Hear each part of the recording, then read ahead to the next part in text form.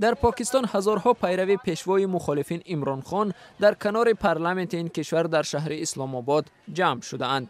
مقامات قرارگاه حکومت را منطقه سرخ اعلان کردند و سروزیر نواز شریف به آنجا نیروهای امنیتی را دعوت نمود. عمران خان تهدید کرده است که اگر نواز شریف برکنار نشود او پیروانش را به احاطه قرارگاه سروزیر پاکستان سفربر خواهد کرد. روز چهارشنبه پارلمانت پاکستان با اشتراک سروزیر شریف جلسه اش را دایر نمود.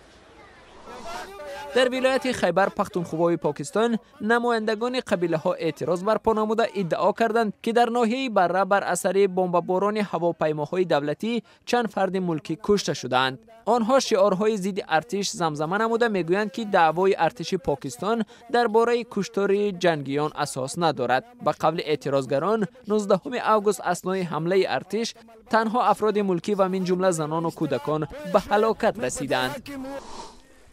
در یکی از اردوگاه‌های کنار ایسیق کولی قرقیزستان محصلین آموزشگاه‌های نظامی 12 کشور در رزمایش اشتراک می‌کنند.